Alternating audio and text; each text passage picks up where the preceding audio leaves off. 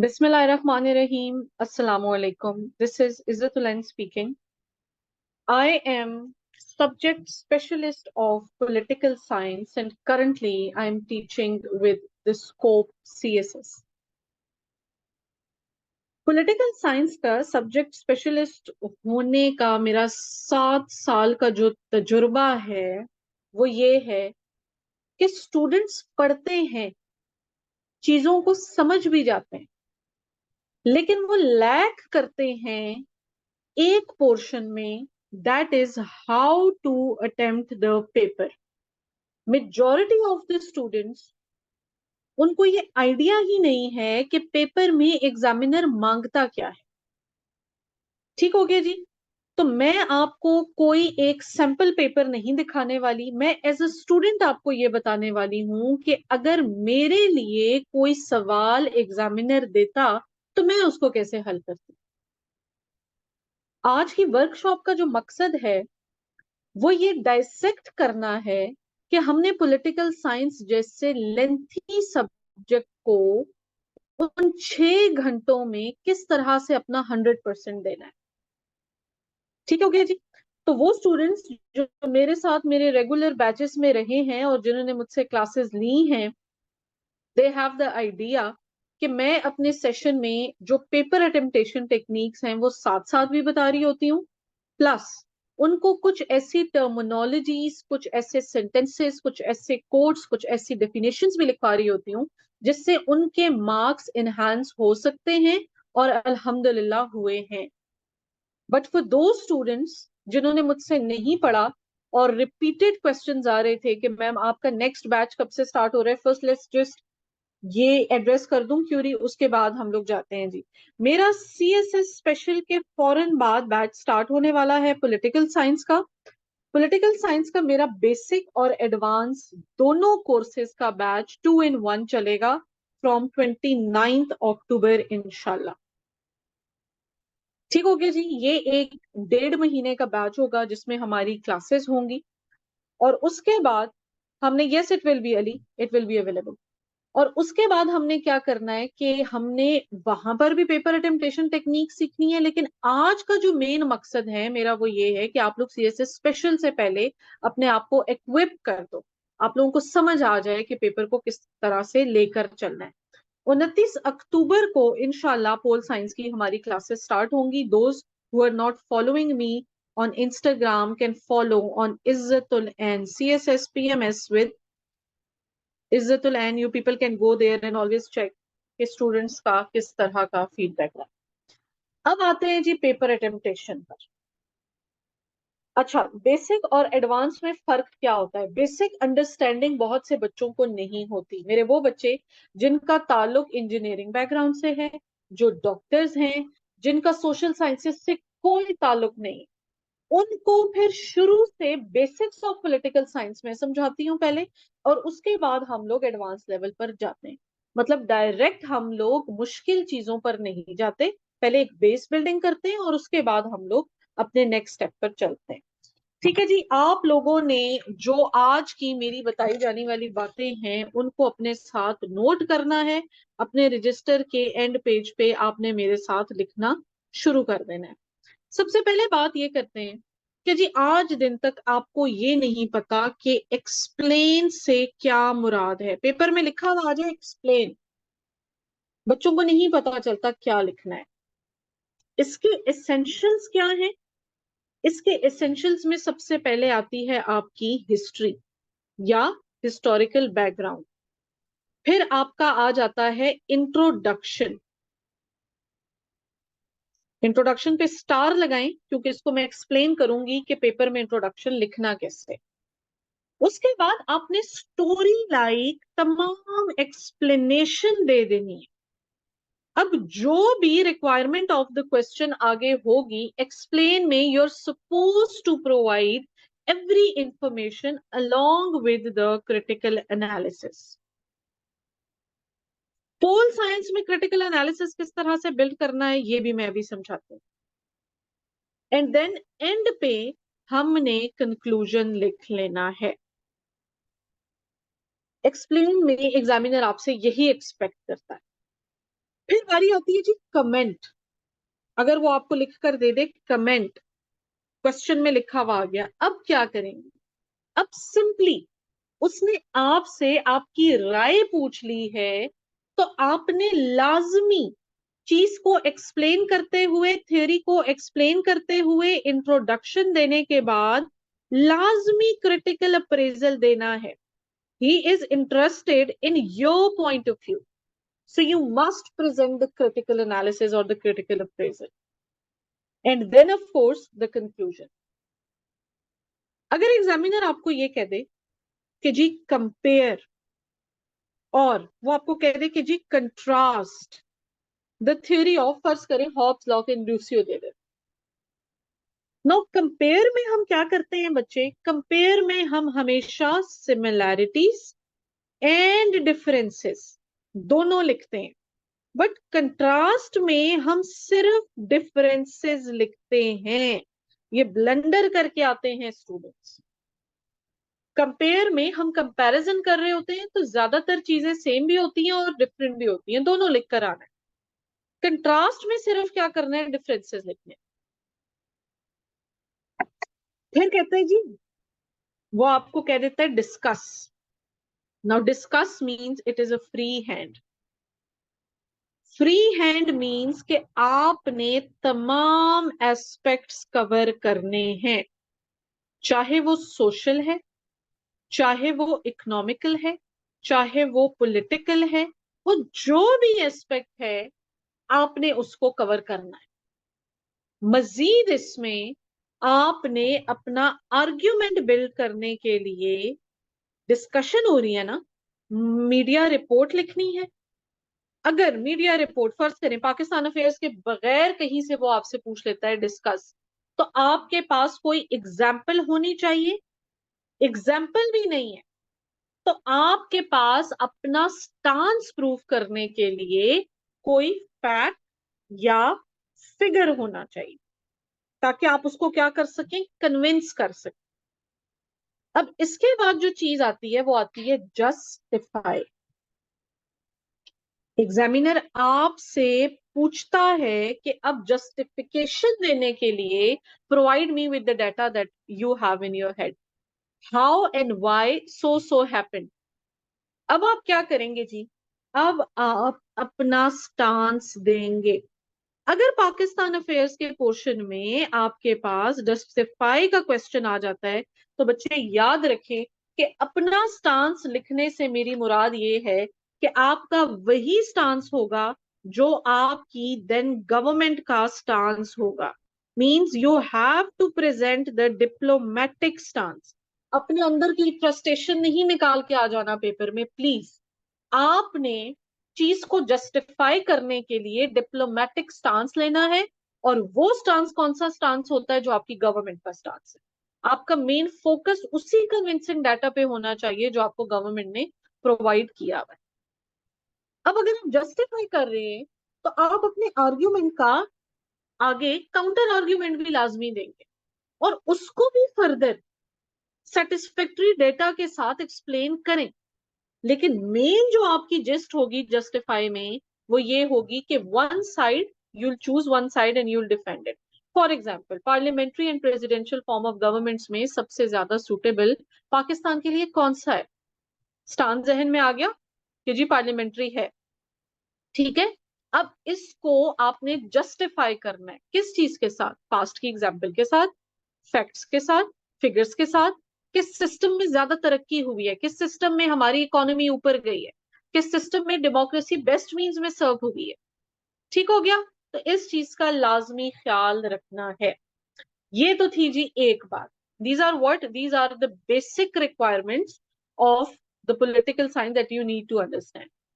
Now let's move forward towards कि जी अगर हम पोर्शन वाइज किसी चीज को डिस्कस करते हैं, फर्ज करें हमारे पास सबसे पहला जो पोर्शन आता है वो आता है वेस्टर्न फिलोसफी का।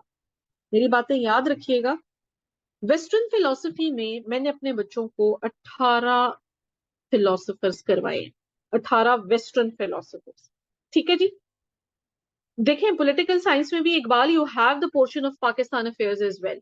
अब मैं आपको complete pol science paper A, pol science paper B section wise dissect करके बताती हूँ, और आपको बताती हूँ कि आपने उसको किस तरह से लेकर चलना है। स्क्रीनशॉट्स लेते रहे साथ साथ, ये आपको बाद में बेनिफिट करेंगे। पेपर ए में, पेपर 1 में आपका जो सेक्शन ए है, उसमें वो आपसे वेस्टर्न फिलॉसफी पर सवाल करता है, या आपसे वो मुस्लिम फिलॉसफी पर सवाल करता है।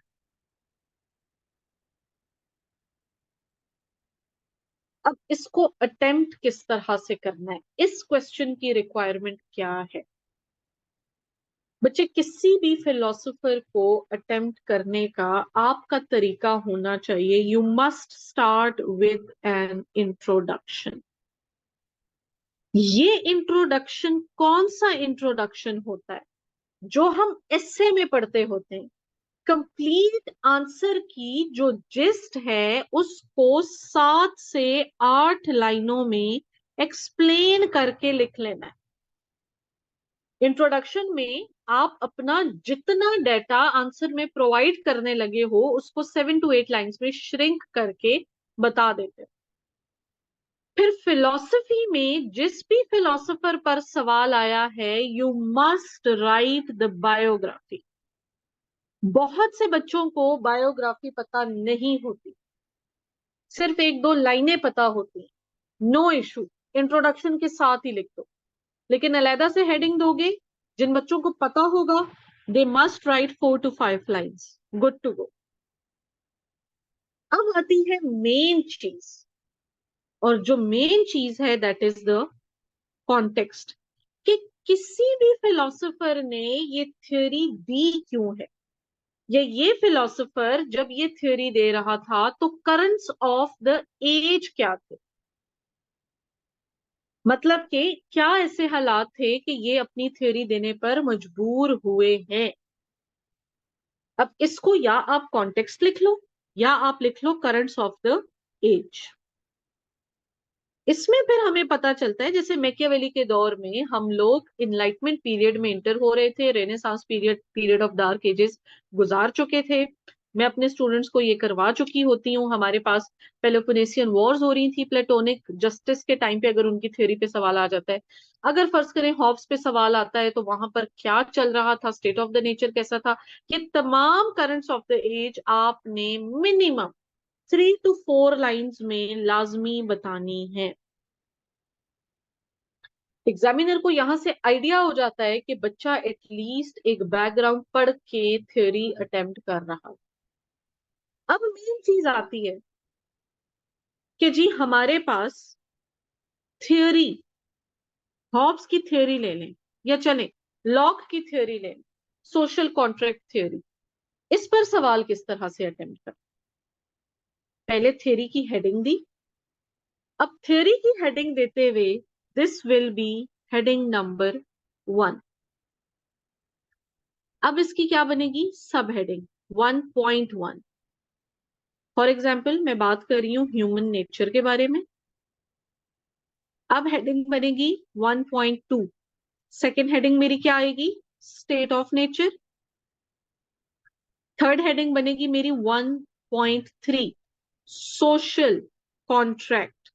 अब इस सोशल कॉन्ट्रैक्ट को मैं इन्वर्टेड कॉमर्स में बंद करके ब्लैक पेन से हाईलाइट करके लिखूंगी, क्योंकि मैं चाहती हूं कि एग्जामिनर को यह पता चल जाए कि मुझे सोशल कॉन्ट्रैक्ट प्रॉपर समझ आया हुआ है। ठीक है जी। इस सोशल कॉन्ट्रैक्ट का फर्दर मैं मेजर हेडिंग दूंगी इम्प्लीकेशंस, और अब मजीद सब हेडिंग्स इस इम्प्लीकेशंस की दूंगी। दैट इज आर्टिफिशियल स्टेट, ये एक हेडिंग हो गई। सॉवरेनिटी किसको मिली, ये दूसरी हेडिंग हो गई। राइट्स किसको मिले, ये तीसरी हेडिंग हो गई।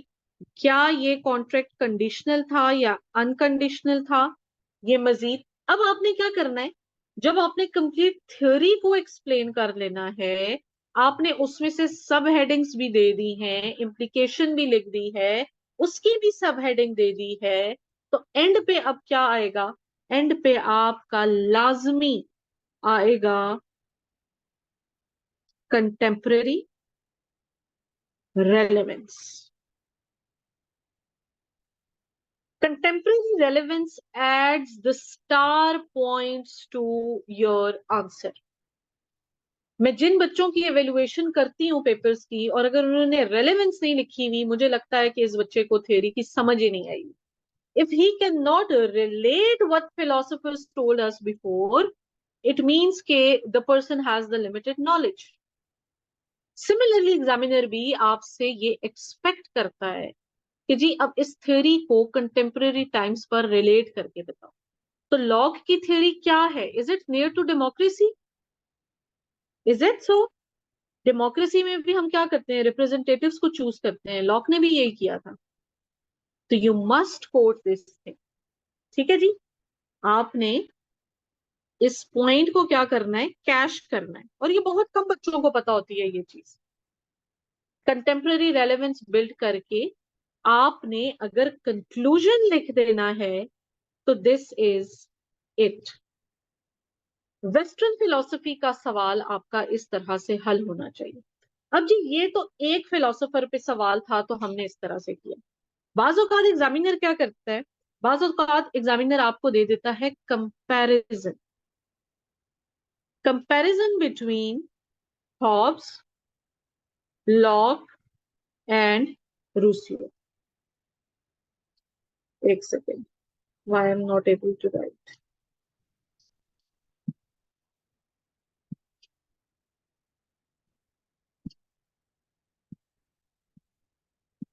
ठीक हो गया जी. Comparison between Hobbes, Locke and Rousseau. दो तरह से ये आंसर अटेम्प्ट हो सकता है. एक तो अभी आप लोग जनरल साइंस में पढ़ चुके हैं, आप लोगों को अभी पेपर अटेम्प्टेशन टेक्निक में मैम ने समझा दी है कि जी आप लोग टेबल फॉर्म में कर सकते हो. एक आपको फैजान में आपकी सब क्यूरीज एड्रेस करती हूँ. Just let me explain everything first और फिर आप लोग अपनी क्यूरीज नोट करें. एंड पे आप सबको आई इंशाल्लाह प्रोवाइड टाइम आप लोगों को 10 से 15 मिनट में सब कुछ एक्सप्लेन कर दूंगी.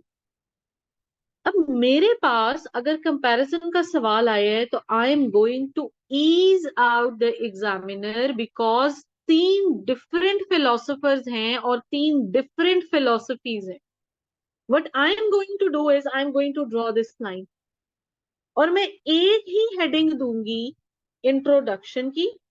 और इस इंट्रोडक्शन की हेडिंग के नीचे यहां पर हॉब्स का इंट्रोडक्शन, यहां लॉक का, यहां रूसियो का. इंट्रोडक्शन के बाद मैं बायोग्राफी की हेडिंग देकर यहां लॉक और रूसियो. इसके बाद context of the theory, Hobbes, Locke, Rousseau. अब मुझे यहां से क्या पता चल रहा है? नेक्स्ट क्या आ गई जी? थ्योरी आ गई. थ्योरी में एज आई एक्सप्लेन अर्लियर कि मैं सबसे पहले जो सब हेडिंग है वो दे दूंगी ह्यूमन नेचर. तो तीनों ने ह्यूमन नेचर्स पे अलग अलग बात की है. और ये आंसर मैं करवाती भी इसी तरह हूं कि तीनों को सेम हेडिंग में करवाती हूँ. बट ऑब्वियसली अंदर जो स्टेट ऑफ द नेचर है वो भी डिफरेंट होती है, ह्यूमन नेचर्स भी डिफरेंट होती है. ठीक हो गया जी. अब इसका ह्यूमन नेचर एक्सप्लेन किया, इसका ह्यूमन नेचर एक्सप्लेन कर दिया, सोशल वैल्यूज एक्सप्लेन कर दी, state of the nature explain कर दिया. ठीक है. अब बात आ गई सोशल कॉन्ट्रैक्ट पर. इसका सोशल कॉन्ट्रैक्ट वाज डिफरेंट, इसका डिफरेंट, इसका डिफरेंट. तीनों को मैंने मार्कर से ब्यूटिफाई करके इन्वर्टेड कॉमर्स में लिख दिया. अब एंड पे क्या होगा? एंड पे मैंने लिख ली इम्प्लीकेशंस और इनकी इम्प्लीकेशंस को भी मैंने कंपेयर कर दिया क्योंकि उसने मुझसे पूछा हुआ है कि तीनों फिलोसोफर्स की फिलोसफीज को कंपेयर कर. अच्छा, यहाँ पे the examiner has not asked any contemporary relevance. But what I am going to do to get those 3 to 4 extra marks is that I am going to write critical analysis और मैं एक एक की philosophy में से a huge chunk जो मुझे समझ आ गया कि हॉब्स की फिलॉसफी मीन्स कि आपके पास मोनार्की हो, लॉक की फिलॉसफी मीन्स कि आपके पास रिप्रेजेंटेटिव्स हो जो आपकी ही आगे इंटरेस्ट को सर्व करें. तो मुझे ये लगता है कि लॉक की जो ये फिलॉसफी है, it is somehow near to democracy and it is somehow related to the contemporary times also. यहां मैंने दो चीजों को एड्रेस कर दिया। एक तो मैंने उसका फीचर बता दिया डेमोक्रेसी का, दूसरा मैंने उसको रिलेट कर दिया आज के साथ।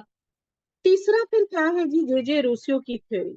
तो most suitable theory of social contract is that of the J Rousseau with democracy. लोगों की जनरल विल पे छोड़ दिया कि जी जो आपकी मर्जी है वो आप करें। हम भी आजकल यही कर रहे हैं, लोगों को हमने दिया हुआ इख्तियार कि जी आप जो चाहेंगे स्टेट में वही होगा। This is the true essence of democracy. अब क्रिटिकल एनालिसिस मेरा चला गया 1 और 1.5 पेज पर, बट दिस 1 और 1.5 page is going to pay me marks. The examiner is going to get impress from you, trust me. और इसके बाद अगर टाइम बचता है तो आप कंक्लूजन लिख दें। कंक्लूजन क्या होता है फैजान? कंक्लूजन आपके तमाम जो आंसर है ना उसकी समरी है, ठीक है ना। आपने उसको कंक्लूड करना है with in 4 to 5 lines. Conclusion को कभी भी 6 लाइन से एक्सीड मत किया करो, बहुत बड़ी गलती करते हैं आप लोग। पोल साइंस में तो बिल्कुल भी इससे ज्यादा नहीं होना चाहिए, ठीक है जी। सिमिलरली अगर वो आपसे मुस्लिम फिलोसोफर पे सवाल करता है, तो मुस्लिम फिलोसफी में अब एक चीज लाजमी है, एंड दैट इज कि आपने वेस्टर्न फिलोसोफर को लाजमी कोट करना है। फॉर एग्जाम्पल, मुझे अल फराबी की जो आइडियल स्टेट है उसका कॉन्सेप्ट और जो प्लेटोनिक आइडियल स्टेट है इसका कॉन्सेप्ट एक जैसा लगता है, तो मैं लाजमी प्लेटो को कोट करूंगी। बच्चे नंबर कब ज्यादा आते हैं? जब आप वेस्टर्न फिलोसफी को through out the paper of political science cash करें। ये 18 वेस्टर्न फिलोसफर्स हैं और इसके साथ 7 से 8 आपके मुस्लिम फिलोसफर्स आ जाते हैं। They are going to aid you in every other subject including essay, including sociology, criminology, आपकी जो भी sociology and political science itself. तो इनको क्या करने, इनको आपने बेहतरीन तरीके से याद करके कोट लाजमी करना है। मुस्लिम फिलोसफी का सवाल और अगर वेस्टर्न फिलोसफी का सवाल आए तो मैम इन दोनों में से कौन सा सवाल अटेम्प्ट करें? मैं आपको कहूंगी कि वेस्टर्न फिलोसफी को अटेम्प्ट करें, ठीक है जी। एक एक्सपीरियंस के थ्रू बता रही हूँ, वेस्टर्न फिलोसफी का सवाल आता है तो मस्ट अटेम्प्ट दैट। अच्छा जी, इसके बाद हमारे पास जो सेक्शन बी होता है that is the basic concepts. अब बेसिक कॉन्सेप्ट्स पे सवाल आ जाए तो बेसिक कॉन्सेप्ट्स को किस तरह से हल करना है? फॉर एग्जाम्पल, आपको बेसिक कॉन्सेप्ट में वो पूछ लेता है जस्टिस। जस्टिस क्या है या डिस्कस करें जस्टिस। अब अगर आपको इतनी नॉलेज है कि जो जस्टिस का आउटकम है वो वेस्टर्न और ईस्टर्न या मुस्लिम दोनों सेम है, तो आप सबसे पहले अपने, मैं आपको बता देती हूँ हिश्मा, मैं आपको सारा एक्सप्लेन कर लेती हूँ कैसे पेपर को एंड पे कि उस टाइम में किस तरह से अटेम्प्ट करना है, मैं वो भी बताती हूँ। पहले आप लोग एसेंशियल्स लिख लें सो दैट जब डाटा जहन में होगा तो इस चीज को आसानी से कॉम्प्रिहेंड कर सकते हैं आप, ठीक है जी।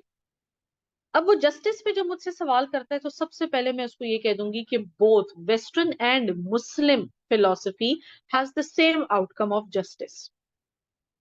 मैं उसको डेफिनेशन प्रोवाइड कर दूं। डेफिनेशन प्रोवाइड करने के बाद मैं उसको इस्लामिक कॉन्सेप्ट ऑफ जस्टिस बताऊंगी। अब इस्लामिक कॉन्सेप्ट ऑफ जस्टिस उसने डिस्कस कहा, it means I have to cover everything.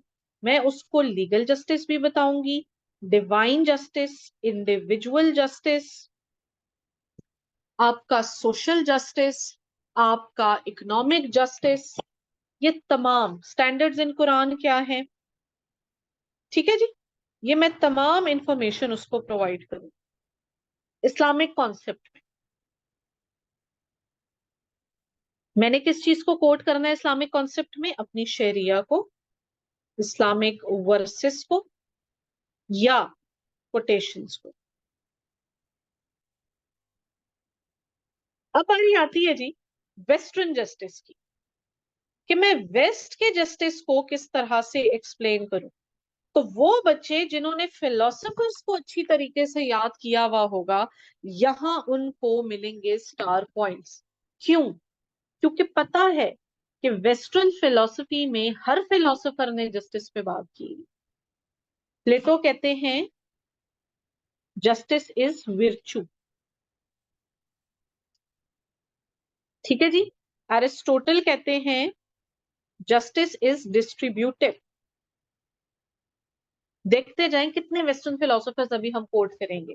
Hobbs, lock और रूसियो कहते हैं जस्टिस इज इक्वालिटी। हमने भी जो सोशल कॉन्ट्रैक्ट्स करवाए हैं वो इसलिए करवाए हैं कि हमारे पास माहौल में सरपेंट आ गया था, हमारे पास माहौल में क्या हो गया था, स्टेट ऑफ नेचर में डिस्टर्बेंस आ गई थी, डिस्प्यूट्स आ गए थे, कॉन्फ्लिक्ट्स आ गए थे। किस चीज पे कॉन्फ्लिक्ट्स आए हैं? इक्वालिटी को डिस्टर्ब करने के लिए आए हैं ना, तो उसको वापस गेन करना ही तो जस्टिस है। बेंथम कहते हैं मेरे नजदीक जस्टिस ये है कि ज्यादा से ज्यादा लोग सेटिस्फाइड हों आपके लॉज से। जॉन रॉल्स कहते हैं मेरे नजदीक जस्टिस ये है कि आप एक क्लासलेस सोसाइटी में इंटर हो जाए। अब हमने क्या किया, हमने इन तमाम वेस्टर्न फिलोसोफर्स की फिलोसफीज को कोट कर दिया जस्टिस के बारे में, लेकिन वो स्टूडेंट्स जिसने इस पे काम किया हुआ होगा they will be able to get this star point, and दोस्त जिन्होंने नहीं किया हुआ होगा उनके लिए, फर्ज करें जस्टिस पे सवाल आ गया और वेस्टर्न जस्टिस के फीचर्स पता हैं लेकिन फिलोसोफर्स याद नहीं है, my advice at least 2 philosophers must be quoted in every basic concept. पहले तो जितने ज्यादा हो सके ठीक है, नहीं आते तो जितना आपको 2 philosophers प्लेटो पे बात कर लें, एरिस्टोटल पे बात कर लें या बेंथम पे बात कर लें, कम से कम 2 philosophers तो लाजमी आने चाहिए। अब आंसर में डायरेक्ट इस तरह से नहीं कोट करना। फर्ज करें आपको एक थ्योरी बता रहे हैं और उसी एक थ्योरी में बीच में आपको कोई एक और फिलोसोफर की रेलेवेंस नजर आ जाए, ठीक है।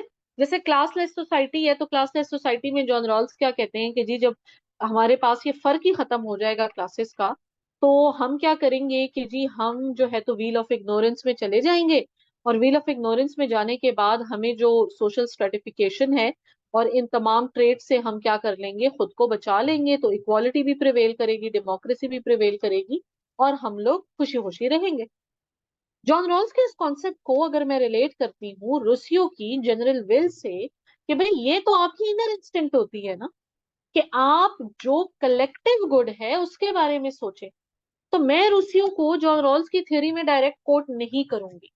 आप सब भी लिखें, मार्कर से लिखें, मैं आपको बता रही हूँ कि एक फिलोसोफर की फिलोसफी में दूसरे फिलोसोफर को कोट करने का फॉर्मल तरीका क्या है। आप लिखेंगे मार्कर से this phenomena is well explained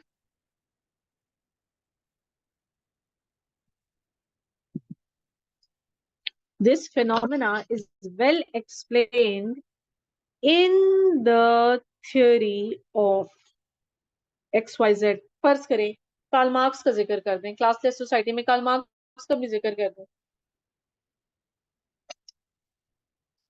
एक तो ये तरीका है। दूसरा तरीका, क्योंकि आप जब पेपर अटेम्प्ट करते हो that is something that you are presenting the formal writing to the examiner, आप लिखेंगे जी दिस होल एक्सप्लेनेशन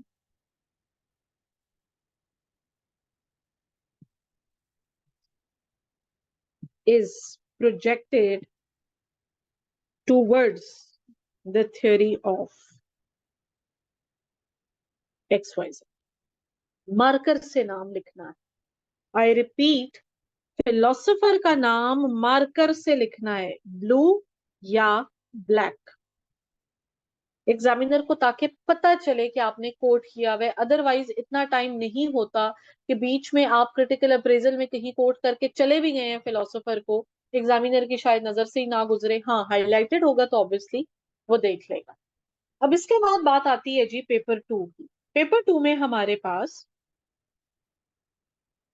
जो सेक्शन बी होता है उसमें वो आपसे पूछता है constitutions of the developed countries. ऐसा ही है। फर्ज करें वो आपसे सवाल पूछ लेता है कि जी system of checks and balances and separation of power, how does it works in the United States of America. अब मैं direct system of checks and balances से स्टार्ट नहीं करूं, मैं पहले इंट्रोडक्शन लिखूंगी जिसमें मेरे कंप्लीट आंसर की जिस्ट होगी, और इंट्रोडक्शन के बाद मैं उस फिलोसोफर को कोट करूंगी जिसने सेपरेशन ऑफ पावर की डॉक्ट्रिन पे बात की है। कौन थे जी वो थे मॉन्टेस्क्यू। अब इनको कोट किए बगैर मेरा सवाल अधूरा है। मैंने मॉन्टेस्क्यू को कोट किया, मॉन्टेस्क्यू को कोट करने के बाद मैंने पहले features of separation of power बताए। अब सेपरेशन ऑफ पावर के फीचर्स बताते हुए मैं बता दूंगी कि जी ये जो डिराइव किया गया ना, ये फिनोमेना ये इसलिए डिराइव किया गया कि उस वक्त फ्रांस में भी एक टायरेनिकल रूल चल रहा था।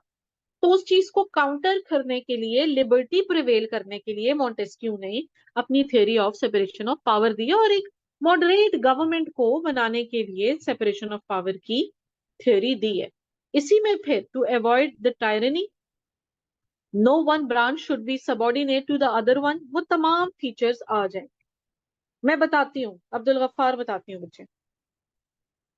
अब इसके बाद मैं क्या करूंगी, इसके बाद मैं चेक्स एंड बैलेंसेस पर आ जाऊंगी। अब चेक्स एंड बैलेंसेस का जो सवाल है, इट इज सच कि हर एक ब्रांच का दूसरी ब्रांच पर चेक्स हैं। So what I am going to do is, first I will draw this diagram. जो बच्चे मेरे साथ क्लास लेते हैं उनको पता है, पेपर में जा रहे हैं पानी की बोतल के ढक्कन से ड्रॉ कर दीजिएगा, ठीक है। गोल ड्रॉ करके आपने कोड वर्ड बना देना है। This is your legislative branch, this is your executive branch and this is your judicial branch. Legislative check over judiciary and judicial check over legislative, इसका एक कोड वर्ड, इसका दूसरा, इसका तीसरा और इसका चौथा, पांचवा, छठा। 6 चेक्स आपने बताने। जहन में ये रहे कि हर ब्रांच का दूसरी ब्रांच पर चेक है, ठीक है जी। उसके लिए आपने क्या करना है, पहले लिख लेंगे लेजिस्लेटिव चेक ओवर जुडिशरी, फिर judiciary check over legislative, reverse करने। फिर उसके बाद judicial check over executive, executive check over judiciary, फिर legislative check over executive, executive check over legislative. 6 बन गए ना। अब इनको एक्सप्लेन कर, उसके बाद जब आप इसका एनालिसिस देंगे तो एनालिसिस में आप लिखें कि ना सिर्फ यूनाइटेड स्टेट्स ऑफ अमेरिका, बाकी भी काफी ममालिक ने सेपरेशन ऑफ पावर की डॉक्ट्रिन पर चलने की कोशिश की है, लेकिन थ्योरी और प्रैक्टिस में फर्क काफी है। यूनाइटेड स्टेट्स ऑफ अमेरिका में ये चीज 100% फॉलो हो रही है। ठीक हो गया जी। अगर आपसे वो बेसिक फीचर्स पूछता है तो आप पहले तो इन्फोर्समेंट ऑफ कॉन्स्टिट्यूशन के बारे में 2 से 3 लाइंस लाजमी बताएंगे, और उसके बाद आपने फीचर्स बताने एक्सप्लेन कर देने। फीचर्स में याद रहे, और कोई फीचर याद रहता है नहीं रहता, फंडामेंटल राइट्स को लाजमी याद रखना है, ठीक है जी। इसके बाद वो सेक्शन बी में आपसे ये भी पूछ सकता है कि जी मुझे किसी भी इंटरनेशनल ऑर्गेनाइजेशन पर बताएं। तो इंटरनेशनल ऑर्गेनाइजेशन में ज्यादातर अगर वो आपसे यूरोपीय यूनियन पर पूछे तो यूरोपीय यूनियन का सबसे पहले हिस्टोरिकल बैकग्राउंड आएगा, इसका सिंबल आएगा, इसका पर्पस आएगा, और उसके बाद इसकी ऑर्गेनाइजेशनल स्ट्रक्चर और उनके मजीद फंक्शंस आएंगे। ऑर्गेनाइजेशनल स्ट्रक्चर का फ्लो चार्ट ड्रॉ करना है और उसके बाद इसकी वर्किंग बताना कि किस तरह से यूरोपीय यूनियन पार्लियामेंट है, किस तरह से काउंसिल है, ये किस तरह से कोर्ट ऑफ जस्टिस है, ये तमाम चीजें किस तरह चलती हैं। और इसमें फिर इनकी कौन सी ब्रांच एग्जीक्यूटिव फंक्शंस परफॉर्म करती है, कौन सी ब्रांच जुडिशियल फंक्शन और कौन सी ब्रांच लेजिस्लेटिव फंक्शंस परफॉर्म करती है। फर्ज करें यूरोपीय यूनियन को वो आपको, हाँ जी मेंशन कर दें, हिरा मेंशन करेंगी तो बेहतर होगा। फर्ज करें यूरोपीय यूनियन का उसने आपसे पर्पस पूछा ही नहीं है, उसने आपको डायरेक्ट कहा है कि explain the organisational structure of यूरोपीय यूनियन, फिर भी आप पर्पस लाजमी बताएंगे।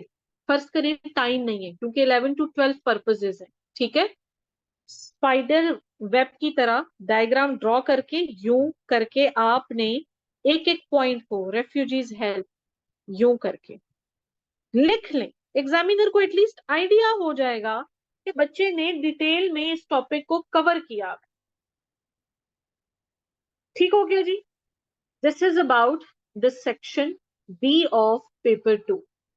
अब अगर पाकिस्तान अफेयर्स के पोर्शन में आपसे वो सवाल करता है कि जी एक क्वेश्चन उसने दिया था आपको, आई बिलीव CSS 2022 में, कि discuss the history of constitutional development in Pakistan since 1947, how 18th amendment is taking as a revolutionary step towards the provincial autonomy in Pakistan। अब ये बहुत एक दरिया को कूजे में बंद करने वाली बात पूछ के है वो, इसको फिर किस तरह से अटेम्प्ट करना है। उसने आपसे कॉन्स्टिट्यूशनल हिस्ट्री भी पूछ ली है और उसने आपसे एक कंप्लीट नई चीज जो कि 18th अमेंडमेंट है वो भी पूछ ली है। Divide your answer into portions, into parts. The first one is the historical constitutional background. मैंने ये सवाल बच्चों को विद हेडिंग्स करवाया हुआ है। इसमें आपका 1952, 1956, 62 और 73 तीनों कॉन्स्टिट्यूशन आएंगे। 1973 का constitution at that time, at the time of enforcement, तो इसके जी आपने क्या लिख लेने हैं, बेसिक फीचर्स लिख लेने हैं कि हाउस ऑफ पार्लियामेंट्स कितने थे, फॉर्म्स ऑफ गवर्नमेंट्स कौन सी थी, रेफरेंडम था या नहीं था, मोड्स ऑफ इलेक्शन कैसा था और इस्लामिक इंस्टीट्यूशन था या नहीं था, एग्जीक्यूटिव पावर्स किसके पास। Now as this is the first portion of my answer, I am going to dedicate 2.5 pages to this। ठीक है जी। आफ्टर दैट वो मुझसे पूछता है कि 18th अमेंडमेंट किस तरह से रेवोल्यूशनरी रही है। अब बच्चे उसने मेरे लिए क्या कर दिया, उसने मेरे लिए एक मार्जिन प्रोवाइड कर दिया कि मैं 18th अमेंडमेंट को बेहतरीन डिटेल से उसके सामने प्रेजेंट करूं। मैंने आपको कहा था डिस्कस का सवाल आता है तो द एग्जामिनर टेस्ट्स यू कि इतने से टाइम में बच्चा कितनी डिटेल दे पाता है और कितनी रेलेवेंट डिटेल दे पाता है। मैं क्या करूंगी इसमें, कॉन्स्टिट्यूशनल हिस्ट्री बता दी 2.5 पेज तक। अब मैं आगे हेडिंग दे दूंगी new social contract, 18th amendment. इस बात पे तो कोई बहस मांगी ही नहीं है उसने कि ये रेवोल्यूशनरी स्टेप था या नहीं था, उसने तो बोल दिया कि ये है। कैसे है, अब आपने क्या करना है, अब आपने हेडिंग्स देनी है बड़ी कैची। अब आपने लिखना है रिवाइवल ऑफ फेडरेशन इन पाकिस्तान। अब आपने लिखना है revolution of federation in true means. और आप जब भी फेडरेशन का जिक्र करेंगे तो आपने पाकिस्तान अफेयर्स के पेपर से इसको अगर अलग करना है, पोल साइंस के पेपर को, तो आप थोड़ा सा कंपेयर करोगे आइडियल फेडरेशन के साथ। और आइडियल फेडरेशन हमारे पास दुनिया में कहाँ है जी, यूनाइटेड स्टेट्स ऑफ अमेरिका। अब आप जब कंपेयर करके चलोगे तो तब चीजें ज्यादा बेहतर नजर आएंगी। इसके बाद प्रोविंशियल ऑटोनॉमी पर बात होगी। अच्छा बच्चे, यहाँ पर पॉलिटिकल साइंस के स्टूडेंट को ऐसा क्या लिखना चाहिए। अब 18th अमेंडमेंट है, मैक्सिमम स्टूडेंट्स ने एक जैसा लिखा हुआ होगा, तो मैम इसमें क्या डिफरेंस है कि हम अपने पेपर को थोड़ा सा डिफरेंट बनाएं। यहाँ वो बच्चे जिनको वो प्रोविजंस याद रह गए, जिनको वो आर्टिकल्स याद रह गए, वो नंबर ले गए। प्रोविंशियल ऑटोनॉमी का आर्टिकल कौन सा है? थोड़ी फिर ख्वारी करनी पड़ती है ना। आर्टिकल 142। मजीद वो आपसे कहे कि अच्छा जी आप 18th अमेंडमेंट बता रहे हैं, और क्या हुआ था 18th amendment? Days of senate increase हो गए थे, आर्टिकल 61। मजीद क्या हुआ था? लोकल गवर्नमेंट्स को मैंडेटरी बना दिया गया था, आर्टिकल 140A। मजीद क्या हुआ था? शेयर डिटरमिन कर दिया गया था प्रोविंसेस का, एनएफसी के through, article 160। Now this is what will make your paper stand out from the rest of the aspirants. ठीक हो गया जी? So this is all about the basics and the essentials. अब पेपर को attempt करने के लिए जो चीजें आप लोगों ने ब्यूटिफिकेशन के लिए ऐड करनी है वो कौन सी? To beautify your paper, the first thing would be flow chart. Ma'am flow chart किस तरह से बनाएं पोल साइंस के पेपर में? यकीन जाने हर एक टॉपिक में बन सकता है। प्लेटो में बन सकता है, एरिस्टोटल में बन सकता है, फॉर्म्स ऑफ गवर्नमेंट्स में, मैकियावेली में बन सकता है। ना बने स्पाइडर वेब बनाकर बता दें मैकियावेली की द प्रिंस की क्या क्या क्वालिटीज है। हॉब्स लॉक एंड रूसियो में तो ऑब्वियसली बन सकता है। बात समझ में आ रही है?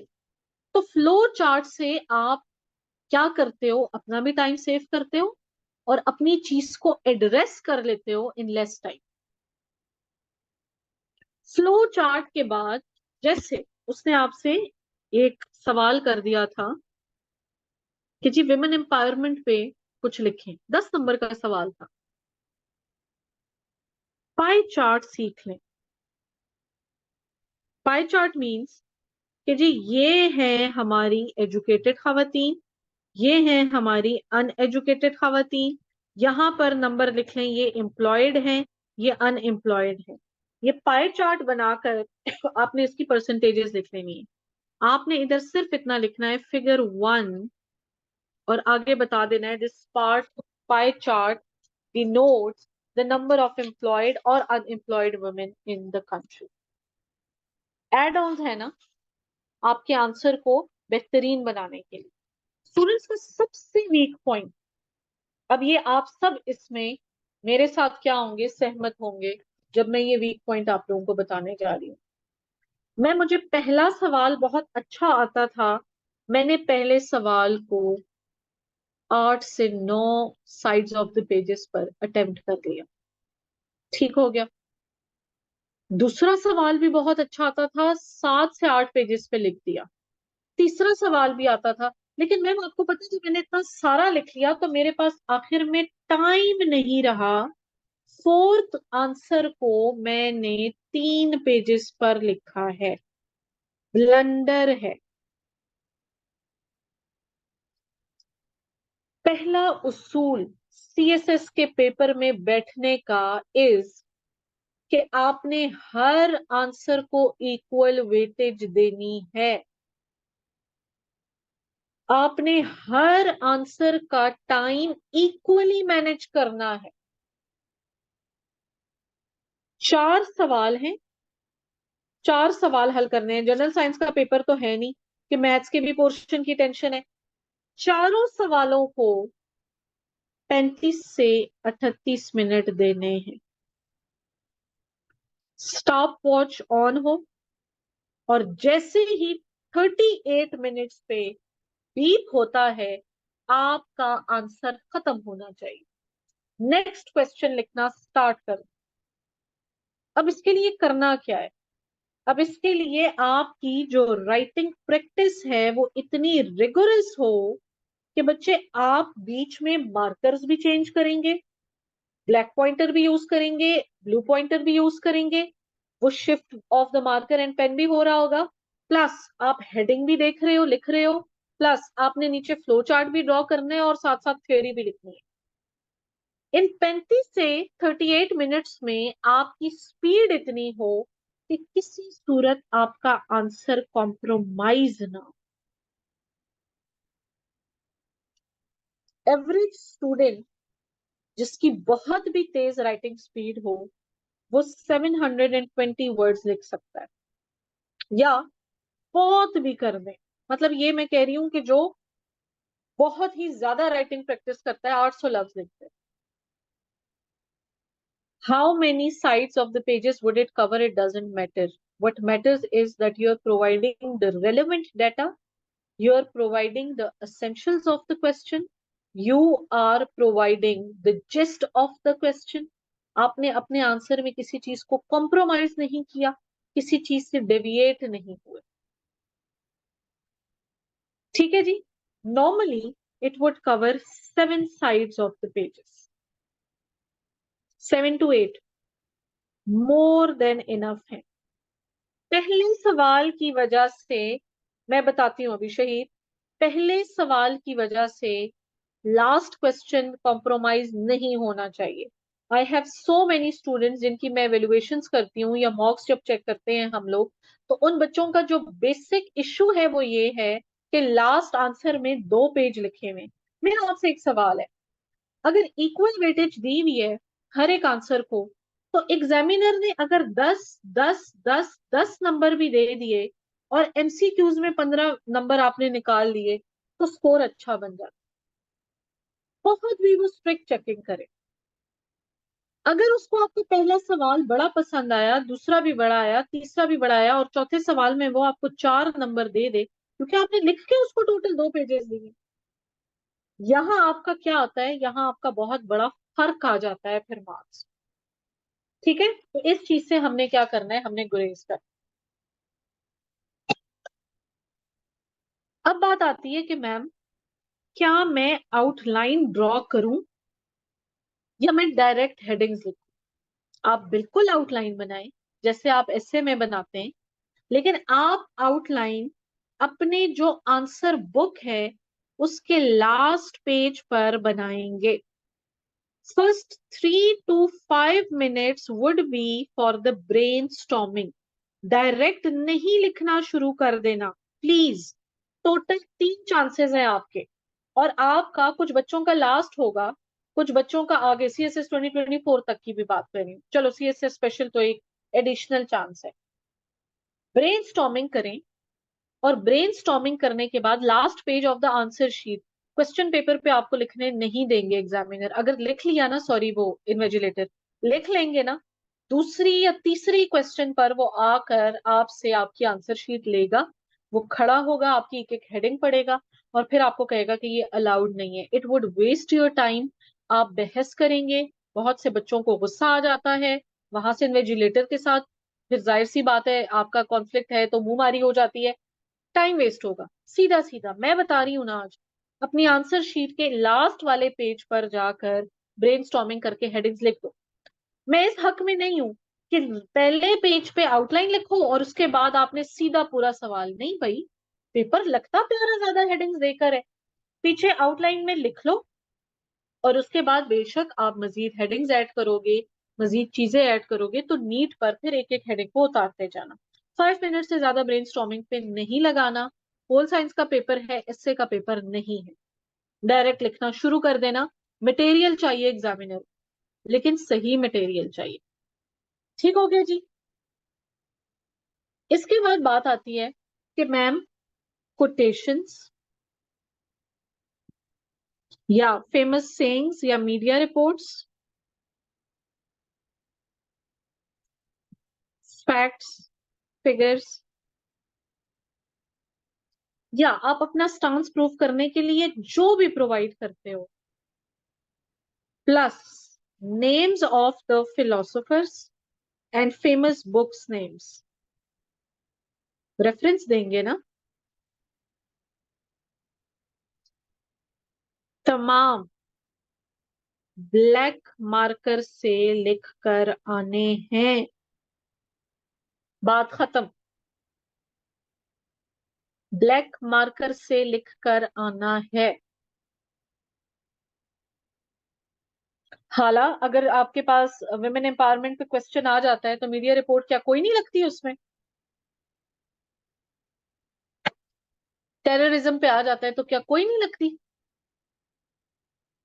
ब्लैक मार्कर से ये चीजें लिख के आनी है, ठीक है? मार्कर पेन सारे खोल के रखें और एक एक लेकर फिर लिखते जाएं, बार बार ढक्कन खोलना और बंद करने में टाइम वेस्ट नहीं करना। अब मेरी बात सुने, ब्लैक मार्कर यूज कर लिया, हाईलाइट कर दिया, मेन हेडिंग्स जिस तरह आप लोग अपने बोर्ड के पेपर्स में करते थे, main headings should be written with the black marker. Cut name use करते हैं, ठीक है, नहीं यूज करते, एक्सपेरिमेंट करने के लिए पहले दिन कट नेम लेकर नहीं जाना, नॉर्मल जो डॉलर का मार्कर होता है ना वही लेकर जाएं, ये 25 रुपए वाला, ठीक है? If you are comfortable with writing, अगर आप लिख सकते हो पॉइंटर से तो ठीक है, नहीं है तो वो जो यूनिबॉल का पेन है, थोड़ा सा कॉस्टली है लेकिन बहुत उसकी अच्छी हैंड राइटिंग होती है, नीट क्लीन लगता है, वो यूज कर लें।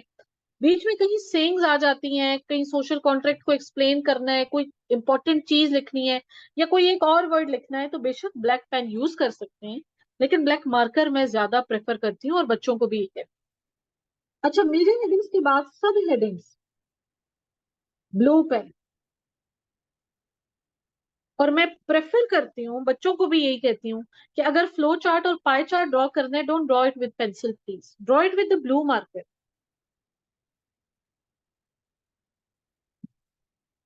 ठीक हो गया?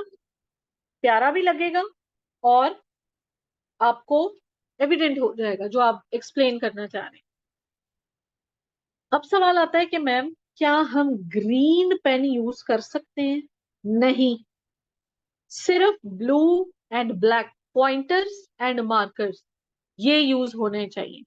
मार्जिन आपके बिल्कुल एक नॉर्मल मार्जिन की तरह लाइन लगी हुई हो, इतना बड़ा मार्जिन ना हो कि एग्जामिनर को आप ये कह दें कि मेरा सवाल 10 साइड्स ऑफ द पेजेस पर आ गया और बीच में यहां से यहां तक आपने टोटल बात लिखी हुई, और नहीं, वो बच्चे जो मार्जिन बिल्कुल 1 इंच से ज्यादा मार्जिन नहीं होना चाहिए, inch is the maximum limit, ठीक है? नहीं, ब्लू मार्कर से लगाएंगे मार्जिन, ब्लू मार्कर से लगाएंगे, आपको आंसर शीट्स वो दे देंगे, वो आपको 15 मिनट पहले आंसर शीट्स दे देते हैं, आप उनपे आराम सुकून से मार्जिन लाइंस लगा।